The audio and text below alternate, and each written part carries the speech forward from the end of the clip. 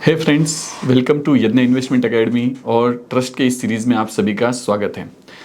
दोस्तों, हमने पिछले वीडियो में ट्रस्ट के रिलेटेड कुछ पॉइंट्स देखे थे, जैसे ट्रस्ट क्या होती है, उसके बेनिफिट्स क्या होते हैं या क्यों फॉर्म होती हैं। तो हमने कुछ बेसिक चीज़ें ट्रस्ट के रिलेटेड देखी थी। चलते हैं दोस्तों आगे इसी वीडियो के साथ, आगे के कुछ पॉइंट्स के साथ। दोस्तों, अब हमारा आज का कंसर्न रहेगा कि भाई ट्रस्ट के टाइप कौन कौन से हैं। What are the types of the trust.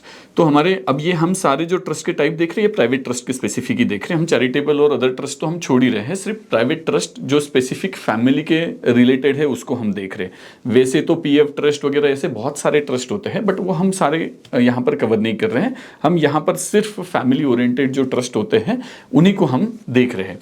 तो दोस्तों, हमारे पास में जो ट्रस्ट के टाइप है वो तो होते हैं जनरल। ब्रॉडली अगर हम देखें तो स्पेसिफिक और डिस्क्रिशनरी एक टाइप होता है कि भाई एक स्पेसिफिक ट्रस्ट होता है, एक डिस्क्रिशनरी ट्रस्ट होता है। स्पेसिफिक मतलब जिस ट्रस्ट के अंदर में जो बेनिफिशरीज है उनका शेयर जो है वो फिक्स होता है, डिफाइंड होता है। अब हमने पिछले वीडियो में देखा था कि भाई ट्रस्ट में कौन कौन पार्टीज होते हैं। एक तो सेटलर होता है जो पैसा दे के फ्री हो जाता है, जो ट्रस्टी होता है जो उसको continuously during the trust period manage करता है। और किसके लिए मैनेज करता है? तो फॉर द बेनिफिशरीज। तो बेनिफिशरीज जो होते हैं उनके लिए ये सारा खेल है। तो ये जो ट्रस्ट बना है, जो बेनिफिशरीज के लिए बना है, उनका अगर शेयर डिफाइंड है ट्रस्ट डीड में तो वो होगी हमारी स्पेसिफिक ट्रस्ट। अगर उनका शेयर डिफाइंड नहीं है, वो ओपन है और ट्रस्टी उसमें डिसाइड कर सकता है कि भाई किसको कितना देना है, किसको ज़्यादा देना है, किसको कम देना है, या हर एक का शेयर एवरी ईयर और every time if it is open to the trustee उसमें डिसाइड कर सकता है, तो वो होगी डिस्क्रिशनरी ट्रस्ट। तो हमने देखा स्पेसिफिक ट्रस्ट जहां पर बेनिफिशियरी का जो शेयर है वो परसेंटेज में फिक्स है ट्रस्ट डीड में, और अगर वहां पर परसेंटेज ऑफ शेयर जो है बेनिफिशरीज का वो फिक्स नहीं है, वो ट्रस्टी के हाथ में अगर है, तो वो होगी डिस्क्रिशनरी ट्रस्ट। वो ट्रस्टी डिसाइड करेगा किसको कितना जाना चाहिए। तो ये एक टाइप हो गया दोस्तों। फिर है रिवोकेबल और इरिवोकेबल ट्रस्ट। तो रिवोकेबल और इरिवोकेबल ट्रस्ट में ये होता है कि भाई रिवोकेबल ट्रस्ट मतलब जहां पर जो सेटलर है जिसने ये ट्रस्ट में पैसा लगाया है, वहां की जो असेट है, प्रॉपर्टी है, जो पैसा है, वो वापस सेटलर के पास जा सकता है, तो रिवोक हो सकता है। तो मतलब रिवोकेबल ट्रस्ट का पर्पज ये है कि भाई वो वहां पर जो पैसा लगाया है उसका कुछ एक पर्पज दे दिया, वो पर्पज फुलफिल होने के बाद वो पूरा के पूरा पैसा वापस सेटलर के पास आ जाएगा, यो बैलेंस बचा हुआ जो पैसा है वो वापस सेटलर के पास आ जाएगा। तो वो है रिवोकेबल ट्रस्ट। और इरिवोकेबल ट्रस्ट मतलब होता है जहां पर पैसा एक बार ट्रस्टी ने दे दिया तो ही don't have any right over the trust, वो ट्रस्टी उसको मैनेज करेगा for the benefit of beneficiaries. तो वहां पर सेटलर ने एक ही बार उसका पैसा सेटल करना है, उसके टर्म्स एंड कंडीशन डिफाइन करने हैं, किस पर्पज के लिए ट्रस्ट है, वो सारी चीजें डिफाइन करने के बाद ट्रस्टी उसको हैंडल करेगा। ट्रस्टी हैंडल करेगा किसके लिए? बेनिफिशरीज के बेनिफिट के लिए हैंडल करेगा। तो ये हो गया इरिवोकेबल ट्रस्ट। तो रिवोकेबल, इरिवोकेबल हमने स्पेसिफिक भी देखा, डिस्क्रिशनरी भी देखा। और होता है टेस्टामेंटरी और नॉन टेस्टामेंटरी ट्रस्ट। टेस्टामेंटरी मतलब कि भाई जो ट्रस्ट विल से क्रिएट हुई है, विल के थ्रू क्रिएट हुई है, कि भाई किसी ने विल लिखी अपनी और उस विल में लिख दिया कि भाई ये मेरा जो पैसा है ये XYZ ट्रस्ट में जाएगा with so and so condition, कि भाई मेरा ये पैसा मेरे पोता पोती के लिए जाएगा, मतलब ग्रैंडसन ग्रैंड डॉटर के लिए जाएगा with so and so purpose, मतलब उनके एजुकेशन के लिए, उनके मैरिज के लिए, या उनके लाइफ के लिए, या उनके कोई भी रीजन के लिए, हेल्थ के लिए, किसी के भी लिए जाएगा, ऐसा वो उसमें विल में मेंशन करता है। तो वो होती है टेस्टामेंटरी ट्रस्ट। और नॉन टेस्टामेंटरी मतलब जैसे रेगुलर में बनती है, उसको मतलब विदाउट विल बनती है, तो वो हर कोई हो सकती है। तो मतलब आज मैं अगर ट्रस्ट बनाने के लिए लूं तो वो होगी non testamentary, because it is not through will. तो विल के थ्रू नहीं है तो any trust is non testamentary trust. तो ये ब्रॉडली कुछ टाइप्स बन गए हैं। ऐसे नंबर ऑफ टाइप्स हो सकते हैं, बट ब्रॉडली जो जनरल पब्लिक में या हमारे रिलेवेंट जो बहुत सारा कुछ मैटर करता है, वैसे ये टाइप्स है। अब एक क्वेश्चन हो सकता है कि भाई ये ट्रस्ट के टाइप समझ के करना क्या हमको, मतलब स्पेसिफिक ट्रस्ट है या डिस्क्रिशनरी है, ये रिवोकेबल है, इरिवोकेबल है, टेस्टामेंटरी, नॉन टेस्टामेंटरी, ये सब पिक्चर में आएंगे जब हम टैक्सेशन को इसके टच करेंगे, या फिर इसमें रहे हुए पर्पस को, कि भाई किस पर्पस से हम बना रहे हैं और हमारा पर्पस कौन सी स्पेसिफिक ट्रस्ट में, कौन सी ट्रस्ट में वो फुलफिल होगा। कि भाई मैंने एक पर्पस डिफाइन किया है और वो पर्पस के लिए मुझे कौन सा बनाना पड़ेगा, ये सारे ट्रस्ट के टाइप पे से वो उस टाइप के ट्रस्ट में मुझे उसको फिट करना होगा। तो मतलब ये ट्रस्ट के टाइप अभी मुझे भले ही सिर्फ जनरल इंफॉर्मेशन के लिए है, बट जब हम बनाने जाएंगे ट्रस्ट, तो वो मेरे पर्पस से रिलेटेड ट्रस्ट मुझे ऑप्ट करना पड़ेगा कि भाई मेरा ये पर्पस है, उसके लिए ये ट्रस्ट जो है वो सही रहेगा, वो मेरा ये पर्पस फुलफिल कर पाएगा। तो इसलिए हमको ये ट्रस्ट के टाइप समझने हैं और ये हमने देखे हैं। अब आगे टैक्सेशन में भी हमको समझेगा कि भाई अलग अलग ट्रस्ट टाइप के ना टैक्सेशन भी अलग अलग होते हैं। तो आगे चलते हैं दोस्तों कि भाई अब हमने देख लिया टाइप ऑफ ट्रस्ट, तो फिर आगे है कि भाई इसका लाइफ टाइम कितना होता है, मतलब ये ट्रस्ट कितने दिन के लिए बनता है, कोई स्पेसिफिक पीरियड होता है या कोई कितने भी पीरियड के लिए हो सकता है। तो जनरली दोस्तों क्योंकि ये स्पेसिफिक पर्पज के साथ होता है, जैसे चैरिटेबल ट्रस्ट होता है, तो चैरिटेबल ट्रस्ट तो इंडेफिनेट पीरियड के लिए, इंडेफिनेट पर्पज के लिए होता है, मतलब मेरा बस चैरिटी एक एजेंडा होता है। तो charity can go to 5 years, 10 years, 100 years, 200 years, 1000 years भी जा सकता है। तो वहां पर जनरली इंडेफिनेट पीरियड के लिए हो सकता है। बट यहां पर क्योंकि मेरा जनरली 99% टाइम मेरा पर्पज बहुत फिक्स होता है प्राइवेट ट्रस्ट करने का, इसीलिए वहां पर वो लिमिटेड पीरियड के लिए ही बनता है। जाने के लिए तो वो बहुत सालों तक चल ही सकता है अगर मेरा पर्पस या मेरा एजेंडा उसके पीछे उतना बड़ा हो तो।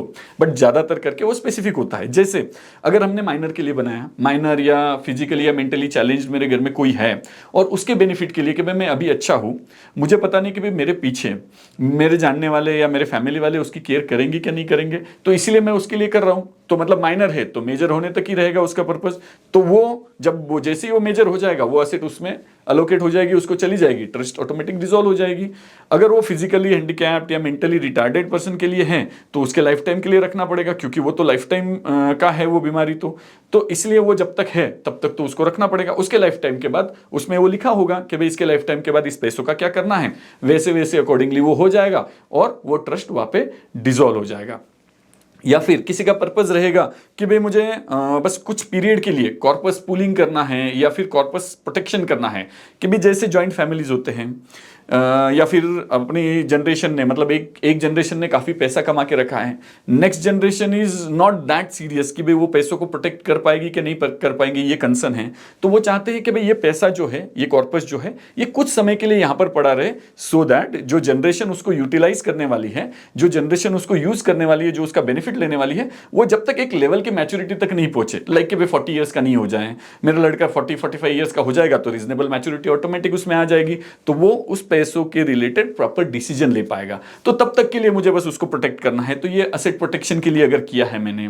या फिर ऐसा हो सकता है कि भाई मैं पूल करना चाहता हूँ, मेरी जॉइंट फैमिली है, बड़े सारे हम 4-5 भाई हैं, इन सबके फैमिली बड़ी है, नीचे भी फैमिली बड़ी है, तो अब ये सारे के पास में थोड़ा थोड़ा सबके पास में पैसा है, we want to pool all those funds. एक ही जगह पे हम सारे फैमिली उसको पूल करना चाहते हैं, एक्स अमाउंट, मतलब पूरा के पूरा नहीं करना चाह रहे, but X amount, so that we can manage this very well, कि भाई हर एक मेंबर के नाम पे एक एक इन्वेस्टमेंट अकाउंट खोलूं, हर एक मेंबर के नाम पे वही म्यूचुअल फंड लेना है, वही शेयर्स के डीमैट अकाउंट खोलना है, हर जगह पे अलग अलग करना है, इतना हेडेक पालना है, उससे अच्छा एक जगह पे पूल कर लूं और सबको वहां पर रख दूं, सबका शेयर स्पेसिफिक कर दूं, फिक्स कर दूं, और वहां पे पूल करके, जैसे हम कंपनी बनाते हैं, एलएलपी बनाते हैं, पार्टनरशिप फर्म बनाते हैं, वैसे ये प्राइवेट ट्रस्ट कर दिया, उसको एक स्पेसिफिक पर्पस दे दिया कि भाई यहां पर ये पैसा रहेगा और इतने पीरियड के लिए हमको 20 साल तक इसको एक्यूमुलेट करना है, तो वो स्पेसिफिक पर्पस के लिए हो सकता है। जनरली कभी कभी तो ये ट्रस्ट बनता है कि भाई फैमिली प्रोटेक्शन के लिए, जैसे हम देखते हैं कि भाई बड़े बड़े बिजनेस फैमिलीज जो होते हैं, कभी कभार बिजनेस पूरा उठ जाता है, हम देखते हैं डे टू डे में कि भाई बड़े बड़े बिजनेस फैमिलीज है, बड़े बड़े बिजनेसेस रातों रात गायब हो जाते हैं, बैंक्रप्सी में आ जाते हैं, तो भी वो फैमिली जो है वो अपना डे टू डे एक्सपेंस जो है वो मेंटेन कर पाते हैं, अपना स्टेटस मेंटेन कर पाते हैं। कैसे मेंटेन कर पाते हैं? वो अपना पहले से ही एक प्राइवेट ट्रस्ट बना के रखते हैं, जिसमें उनकी फैमिली जो होती है वो बेनिफिशियरी होती है। तो वो फैमिली के प्रोटेक्शन के लिए उन्होंने पहले से ही ट्रस्ट बनाया हुआ होता है। तो वो फैमिली ट्रस्ट के में इतना पैसा होता है कि भाई जो अपना स्टैंडर्ड जो है वो मेंटेन कर सके। अब भले ही इधर बैंक्रप्सी फाइल हो गई तो भी वो असेट प्रोटेक्टेड होती है। बैंक्रप्सी फाइल होने के बाद भी उस असेट को कोई हाथ नहीं लगा सकता, depending on the which type of trust you are forming. मतलब उसमें भी अलग अलग टाइप के होते हैं, किसी किसी में टच हो सकता है, किसी में नहीं भी हो सकता है। तो वो डिपेंड करता है जब हम फॉर्म करने बैठते हैं तो कौन से टाइप का हम ट्रस्ट उसमें फॉर्म कर रहे हैं। तो इस तरह से हमारे ट्रस्ट का पीरियड जो है हमारे पर्पज के ऊपर वेरी हो सकता है। अगर मेरे फैमिली मेंबर के प्रोटेक्शन का है तो उनके लाइफ टाइम तक तो मुझे रखना होगा। लाइक मेरे बीबी बच्चों के लिए मुझे करना है तो मेरे बीबी बच्चे जब तक है तब तक तो देना ही पड़ेगा, नहीं तो वो बूढ़े हो जाएंगे, ट्रस्ट खत्म हो जाएगा तो भी नहीं चलेगा। तो उनके लास्ट तक उनको चलाना है तो वहां पर वैसा मेंशन होगा, उसके बाद उन पैसों का क्या होना है वो भी उसमें मेंशन होगा। तो इस तरह से लाइफ जो है ट्रस्ट की वो डिपेंड करता है, वैरी होता है, बट जनरली वो बहुत स्पेसिफिक टाइम के लिए होता है, इंडेफिनिट पीरियड के लिए जनरली नहीं होता है, क्योंकि पर्पस भी बहुत लिमिटेड होता है हमारा। चैरिटेबल ट्रस्ट के जैसा इंडेफिनिट पर्पस नहीं होता है या चलते रहेगा ऐसा पर्पस नहीं होता है। तो ये हो गया कि भाई ट्रस्ट कितने पीरियड के लिए बनता है या बन सकता है। फिर आता है कि भाई इसमें मेनली कॉस्ट कितना इन्वॉल्व होता है। ट्रस्ट तो टाइप देख लिए हमने, पर्पस भी देख लिया, तो इसमें बनाने में क्या कॉस्ट होता है या फिर उसको मेंटेन करने में क्या कॉस्ट होता है, तो वो हमको जानना जरूरी है। क्योंकि बनाना नहीं बनाना भाई भले कितने लुक्रेटिव लगे, कितना ही अच्छा लगे, बनाना नहीं बनाना तो उसके एक्सपेंस पे डिपेंड करता है। तो जनरली अगर जनरल बेसिक से बेसिक ट्रस्ट बनाए तो कपल ऑफ लाख रुपीज इसमें ट्रस्ट फॉर्मेशन में, मतलब हमको कॉस्ट को दो जगह पे डिवाइड करना होगा। एक तो वन टाइम है फॉर्मेशन का और एक रिकरिंग है मेंटेन करने का उसका। तो जनरली जो होता है कि भाई नॉर्मल से नॉर्मल ट्रस्ट भी बनाए तो 2-3 लाख रुपए उसमें ट्रस्ट फॉर्मेशन में खर्चा लग जाता है। मेजरली वो ट्रस्ट डीड बनाने का खर्चा होता है इसमें मेजरली। तो ये ट्रस्ट डीड के क्योंकि क्लॉजेस 1 बाय 1 स्पेसिफिकली एक एक के लिए डिजाइन करने पड़ते हैं, क्योंकि फैमिली का पर्पज अलग होता है। ये जो है कॉस्ट जो है तो ये डिपेंड करता है, लाइक माइनर की ट्रस्ट है, ये ट्रस्ट है, तो इसमें कॉस्ट नॉर्मल ही लगने वाली है, क्योंकि हमारा कॉर्पस जो है उसमें बहुत बड़ा नहीं रहना है। पर अगर बड़े कॉर्पस की ट्रस्ट बनाना है, हमको 50 करोड़ 100 करोड़ एंड अबव की ट्रस्ट अगर बनाना है, बड़े पैसों की ट्रस्ट बनाना है, तो उसमें जो खर्चा है वो और भी ज्यादा लग सकता है। और भी ज्यादा लग सकता है नहीं, लगेगा ही डेफिनेटली, 10, 15, 20, 25 लाख तक भी जा सकता है। क्यों? क्योंकि जितना बड़ा अमाउंट ट्रस्ट में सेटल होता है उतनी उसको रिस्क ज्यादा होती है। थोड़ा सा पॉइंट इधर उधर हो जाए, थोड़ा सा एक आधा क्लॉज इधर उधर हो जाए, तो सारी ट्रस्ट जो है जिस चीज के लिए बनाई है वो सारी कोलैप्स हो सकती है। इसीलिए उसको ड्राफ्ट करते समय बहुत सारी चीजों का ध्यान रखा जाता है। जब छोटी ट्रस्ट होती है कि भाई छोटे अमाउंट की ट्रस्ट बनती है तो उसमें थोड़ा बहुत इधर उधर भी हो जाए तो उसमें इतना कॉस्ट इन्वॉल्व होता नहीं है, तो उसमें लिटिगेशन भी कम होते हैं। जब अमाउंट बड़ा होता है तभी लिटिगेशन ज्यादा होने के चांसेस होते हैं। इसीलिए जैसे जैसे कॉर्पस बढ़ते जाता है तो उसके ड्राफ्टिंग में बहुत छोटे छोटे पॉइंट को भी कवर किया जाना चाहिए होता है, और कवर करना जरूरी ही होता है, ताकि हम जिस पर्पज से बना रहे वो पर्पज भी हमारा फुलफिल हो। वो पर्पज कहीं जाके बाद में जाके वो टॉस पे नहीं आ जाए और वो ये नहीं हो जाए, मतलब डिफीट ना हो जाए। तो इसीलिए हमको जब हम ट्रस्ट बनाते हैं तो वो उसकी कॉस्ट जो है, फॉर्मेशन की कॉस्ट एक जो है वो उसके कॉर्पस पर डिपेंड करती है कितनी बड़ी ट्रस्ट है। बाकी जो दूसरी कॉस्ट होती है कंप्लायंस कॉस्ट। कंप्लायंस कॉस्ट जो होती है वो नॉर्मल में अगर ट्रांजैक्शन बहुत सारे ट्रांजैक्शन नहीं है तो नॉर्मल में आईटीआर फाइल करना है हमको। ऑडिट विडिट होगा तो ऑडिट करना है कि भाई ऑडिट तो जनरली होता नहीं, बिजनेस ट्रस्ट हम यहाँ पर कवर कर नहीं रहे हैं, बिजनेस ट्रस्ट, तो इसीलिए ऑडिट विडिट का भी कंसर्न यहाँ पर रहेगा नहीं। बट हम इन्वेस्टमेंट के पॉइंट ऑफ व्यू से सोच रहे कि भाई हम इंडिविजुअल नाम पे इतना करने वाले थे, हमने ट्रस्ट में सबके बेनिफिट के लिए कर दिया कि ये म्यूचुअल फंड ले लिए, शेयर्स ले लिए, एफडी कर दी, या कोई प्रॉपर्टी है मेरे पास में वो प्रॉपर्टी उसमें सेटल कर दी। तो इस तरह से हम नंबर ऑफ चीजें उसमें कर सकते हैं। तो डिपेंड करता है कि भाई वो वहां पर जो है, वहां पर अगर बहुत सारे ट्रांजैक्शन नहीं है तो नॉमिनल चार्जेस रहेंगे, 25-50 हजार से ज्यादा चार्जेस रहने नहीं, आईटीआर तो फाइल करना है और बैलेंस शीट प्रिपेयर करना है। अगर वॉल्यूम भी कम है तो बैलेंस शीट प्रिपरेशन में भी बहुत ज्यादा खर्चा होता नहीं है। बहुत ही बड़ी ट्रस्ट है, 100-200 करोड़ की ट्रस्ट है, फिर भी 1-2 लाख रुपए से ऊपर कंप्लायंस कॉस्ट जानी नहीं है, जबकि बहुत नॉमिनल हो गई 100-200 करोड़ के ट्रस्ट के अगेंस्ट में। तीसरी कॉस्ट हो सकती है दोस्तों जो कि वन टाइम ही रहेगी, कि भाई जिसमें अगर हमारी इमूवेबल प्रॉपर्टी है, नॉर्मल में तो शेयर से, डिबेंचर से या फिर म्यूचुअल फंड से, एफडीज है, तो इसके लिए कोई स्टैम्प ड्यूटी नहीं है। बट अगर हमारे इसमें अगर इमूवेबल प्रॉपर्टी है तो इमूवेबल प्रॉपर्टी में क्योंकि असेट जो है इंडिविजुअल नाम से ट्रस्ट में ट्रांसफर होती है तो उसकी ट्रांसफर ड्यूटी भी लगती है हमको, वो जो स्टैम्प ड्यूटी होती है वो लगती है। अब क्योंकि स्टैम्प ड्यूटी स्टेट सब्जेक्ट है, हर एक स्टेट में अपनी अपनी जगह पे अलग अलग होता है, तो ये वेरी हो सकता है अलग अलग स्टेट वाइज के। कोई ट्रस्ट में, प्राइवेट ट्रस्ट में सेटल करने के लिए कोई कंसेशन दे दे, किसी स्टेट में कम रेट हो, जैसे यहाँ पर 6, 7, 8% तक भी जाता है कोई ट्रांजैक्शन के लिए। तो ये जो है ये इमूवेबल प्रॉपर्टी के लिए ये स्टेट टू स्टेट वेरी होगा, ये स्टेट टू स्टेट वेरी रह सकता है। तो ये जो है ये भी हमको इमूवेबल प्रॉपर्टी अगर हम सेटल कर रहे हैं तो उसके लिए सोचना चाहिए। जनरली अगर छोटी ट्रस्ट है तो हमने इमूवेबल प्रॉपर्टी के बारे में नहीं सोचना चाहिए। ये हमारे फाइनेंशियल एसेट के रिलेटेड रहे तो हमारे लिए भी ऑपरेट करना इजी हो जाए, प्लस जो पर्पस है हमारा उसमें वो पुटअप करने का वो एजेंडा भी फुलफिल हो जाए। हाँ, इमूवेबल प्रॉपर्टी का कभी कभी, अब हम आगे देखते ही है उसको कि भाई ये जो फॉर्म करना चाहते हैं इस चीज को कि भाई कौन फॉर्म कर सकता है। अब जैसे हमने कॉस्ट देख ली इसमें, तो अब रहेगा सवाल बहुत से लोगों के दिमाग में कि भाई किस लेवल के लोगों ने, मतलब किन्होंने ये फॉर्म करना चाहिए, कि कितना जनरली कॉर्पस होने के बाद हमने ये करना चाहिए। तो इसीलिए हमने पहले कॉस्ट इन्वॉल्व जो है वो पहले ले लिया कि डिपेंड ऑन द कॉस्ट, मतलब हमारा कॉस्ट इतना है कि भाई वन टाइम कॉस्ट भी है, कंप्लायंस कॉस्ट भी है। अगर हमको लगता है कि भाई वो करना उतना वर्थ है, तो हमने एक लिमिटेड कॉर्पस के लिए हमने वो सोच सकते हैं। जैसे अब हम कौन फॉर्म करेंगे उसमें अगर पहले देखें तो कोई कोई मैंडेटरी ट्रस्ट हमको फॉर्म करनी है, जैसे माइनर के लिए है, या फिर फिजिकली चैलेंज या मेंटली चैलेंज लोगों के लिए है। अब मेरे पास में चॉइस बहुत कम है, मैं समझता हूं कि भाई मैं हूं तब तक ही उसका मेंटेनेंस होगा, मेरे पीछे तो उसका मेंटेनेंस होना नहीं है। तो ऐसे केस में मेरे पास चॉइस कम है, मैं कॉस्ट को देखूंगा नहीं, मैं कॉस्ट को देखना नहीं चाह रहा हूं, मैं without looking at the cost मैं सीधा सीधा उसको फॉर्म करके मैं उनके बेनिफिट के लिए करना चाहता हूं। तो वहां पर कॉस्ट मैटर नहीं करता है। तो ये कुछ कुछ ट्रस्ट जो बनती है ये आउट ऑफ कंपल्शन बन जाती है, मेरी नेसेसिटी है, मेरी नीड है, तो इसलिए मैंने बना दी। तो वहां पर कॉस्ट ज्यादा मैटर करता नहीं है, क्योंकि उसमें कॉर्पस कम भी रहा, मतलब 1 आध करोड़ भी रहेगा या 50 लाख भी है, और मैं समझता हूं कि भाई मेरे लिए तो वो इंपॉर्टेंट है, 50 लाख भी है तो भले ही ट्रस्ट के पॉइंट ऑफ व्यू से बहुत बड़ा अमाउंट नहीं है, बट उस बेनिफिशियरी के पॉइंट ऑफ व्यू से ही वो जरूरी है, और मुझे वो उसके साथ भी करना है। तो इवन 50 लाख 1 करोड़ के साथ भी ट्रस्ट फॉर्म हो सकती है, क्योंकि वो नेसेसिटी है वहां की, उस चीज की, उस पर्पज की नेसेसिटी है। बट अदरवाइज अगर हम देखें कि भाई कोई असेट प्रोटेक्शन है, असेट पूलिंग है, कॉर्पस प्रोटेक्शन है या फैमिली प्रोटेक्शन है, ऐसी अगर ट्रस्ट हमको फॉर्म करनी है तो जनरली 2-3 करोड़ से नीचे का अगर फंड रहेगा, जनरली 5 करोड़ आप नंबर एक समझ सकते हो, बट 3-4 करोड़ भी चल सकते हैं, बट 5 करोड़ के नीचे का कॉर्पस रहेगा तो जनरली कोई फॉर्म करता नहीं है। 5 करोड़ एंड अबव के जो रहेंगे तो उसमें वो फॉर्म होता है। तो अगर हमारा सिर्फ असेट पूलिंग का है कि भाई मुझे सबके पूल करना है, कुछ समय के लिए पूल करना है, या फिर मैं चाहता हूं कि मैं मेरे बच्चे जब तक के एक लेवल तक नहीं पहुंचे, एक एज तक नहीं पहुंचे, 40-45 तक नहीं पहुंचे, तब तक मैं अपनी सारी असेट वहां पर रखना चाहता हूं, बाद में उन्हीं में डिस्ट्रीब्यूट होनी है, उनकी एक मैच्योरिटी अचीव होने के बाद। तो वहां पर तो हम 2-3 करोड़ भी हो जाए तो भी हमारे लिए तो वो इंपॉर्टेंट बड़ा अमाउंट है कि भाई 2-3 करोड़ भी उन्होंने अगर खर्च कर दिए, उन्होंने एक गलत डिसीजन ले लिया, उन्होंने अगर बराबर से कैलकुलेशन नहीं किया और वो कहीं इन्वेस्ट कर दिए, और कहीं पर भी, क्योंकि आज की डेट में इन्फ्लुएंसिंग फैक्टर्स बहुत है, हम देखते हैं कि भाई आओ पैसा डबल कर जाओ, शेयर मार्केट में लगाओ डबल हो जाता है 1 साल में, ये स्क्रिप्ट ऐसे 10 टाइम्स हो गई, ये बिजनेस में ऐसा है, ये फ्रेंचाइजी मॉडल में ऐसा है, ऐसे ल्यूक्रेटिव पेपर पे दिखने वाले बहुत सारे ल्यूक्रेटिव ट्रांजैक्शंस होते हैं, जिसको यंग जनरेशन बहुत जल्दी अट्रैक्ट हो जाती है।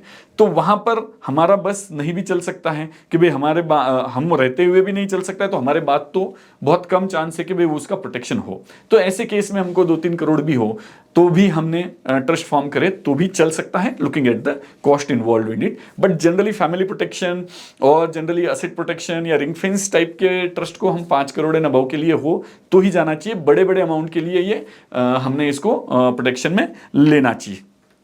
अब हमने देख लिया कि भाई टाइप कौन से थे, कितने पीरियड के लिए बन सकता है, इसमें कॉस्ट कितनी इन्वॉल्व है, और कौन इसको और किस अमाउंट तक हमने सोचना चाहिए उसको फॉर्म करने का। अब सब जो इस चीज को वेट कर रहे हैं वो है टैक्सेशन का मैटर। बट टैक्सेशन का पॉइंट जो है वो हम यहाँ पर कवर तो नहीं करने वाले अभी, ये हम नेक्स्ट वीडियो में कवर करेंगे, क्योंकि ये बड़ा टॉपिक है थोड़ा, इसमें टैक्सेशन में बहुत सारी चीजें इन्वॉल्व है, प्लस और भी बहुत सारी चीजें जो हम अगले वीडियो में हम कवर करने वाले। बट एक चीज तो बहुत फिक्स है कि भाई ये जो प्राइवेट ट्रस्ट है ये टैक्स इफिशिएंट या टैक्स प्लानिंग के लिए तो बिल्कुल नहीं है, इसमें कोई भी तरह से टैक्स बचने वाला नहीं है।